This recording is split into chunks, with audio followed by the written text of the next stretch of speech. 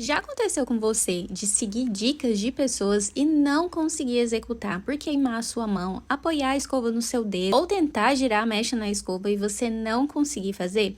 Eu vou te ensinar um jeito bem rápido e prático. Você vai posicionar a escova, pega a mecha, trava ela na sua escova de uma forma que quando você puxar, você vai sentir que ela tá bem presa. Depois você vem com o secador e vai secando somente a sua raiz. Faça isso umas 3 vezes, depois você vai modelar a sua ponta. Assim, vai ser bem mais fácil e você não vai queimar a sua mão.